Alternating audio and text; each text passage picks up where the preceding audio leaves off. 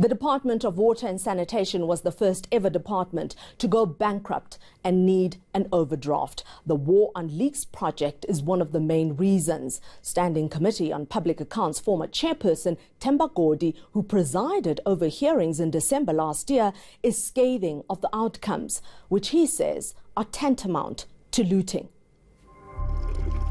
A big part of the War on Leaks program was getting placements for so-called on-the-job training. It wasn't a simple matter, and it seems that the department may have overpromised and underdelivered. There are still trainees, the first intake trainees who are still in the program because they did not qualify. They did not get their certificates. So they're still struggling with getting, with finding them a placement, where they can do their practicals after the classes and everything. It was like a disaster because I had to wait for a year before I'm being placed. And we have to fight.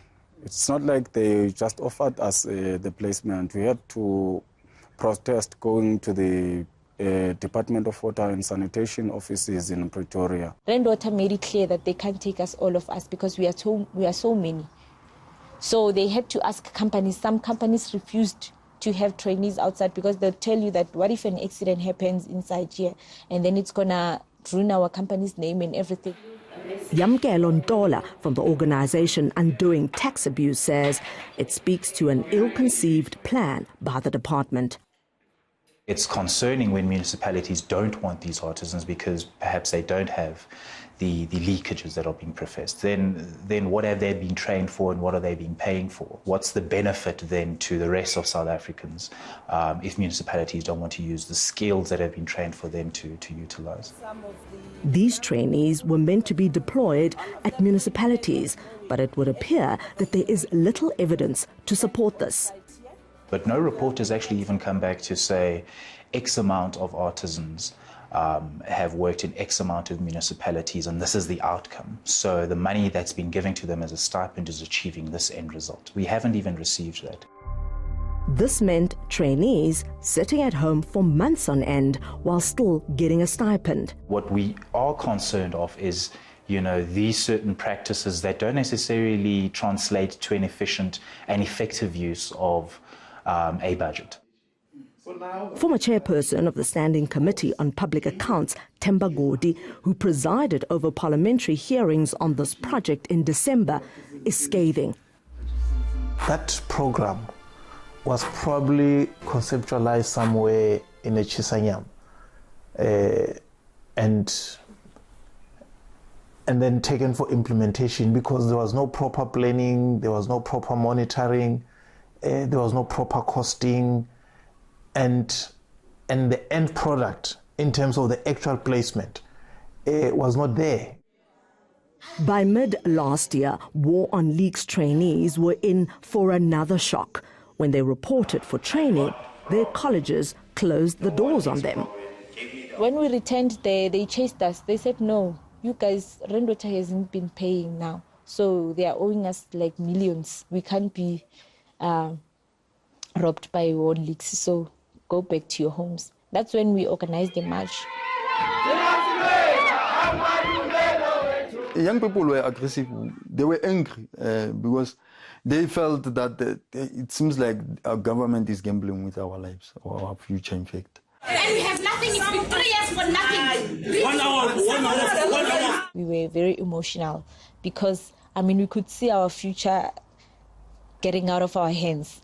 And there was nothing we can do because they were saying, you know what, as you know, the department is broken. But we said, when the program was launched, there's money that was given to the program. Where is that money? You've been promised a stipend, you've been promised an opportunity to work. And from the reports we're getting, none of these things are actually transpiring. So it would make sense, therefore, that students are marching either to DWS or the responsible parties in order to receive answers to their questions and to hold those people who have put them in those positions to account. We went in the offices inside there, and then they said they're calling some certain guy who's coming to help us. That guy did not come. Over R1 billion was used. The targets that had been set for training had not been met, and even those who have been trained I think fewer than 20 of the more than 1,000 people who had been trained were actually placed into any program of work. What has been achieved since the program's inception, and what justifies, the fiscus contributing even further to a program, the successes of which we have no evidence of. It should have been budgeted for, it was not. So money was taken from other programs into that project. And all of that was processed through the various line functions right up to the minister. The trainees also took their grievances to the Public Protector's Office. Because they were denying to fix whatever that we were requiring them to fix. So I told them that if they keep on being stubborn, if we can't meet each other halfway, then I will have no choice but to escalate the matter to the higher ranks. The program seems mired in secrecy. In the Auditor General's report last year, the project ranked highest in terms of unauthorized expenditure, resulting in Scopa questioning this expenditure that helped bankrupt the department last year.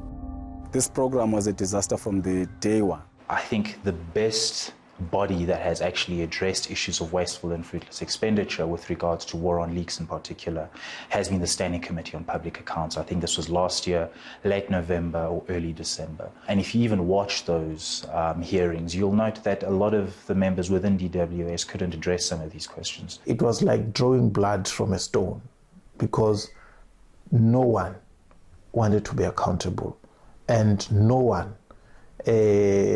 accepted responsibility. Can you get a representation from Rand Water and EWC so that these young people have actually received their qualifications? I'm not talking about placing them, I'm talking about just getting their qualifications. You want it now? No, well, I didn't think you'd be ready for it. My point is, can you, by next week, when I see you, provide me with a letter saying, EWC, so we have the following 10,000 or whatever young people have come through this and the following have received their qualifications. And the same for Rand Water. Can you bring us a list like that from them, not from you? I'll get it. But by the time the Fifth Parliament rose, we had not received those responses. As far as we're concerned, on face value, this looks like fruitless and wasteful expenditure. After the break, how many trainees actually finished their training and how many got employment? None of us has been deployed, not even one. Apparently, there's a rumor that someone in the parliament was asked where the war on leaks trainees. He said they've employed, not even one person was employed by a war on leaks campaign or something.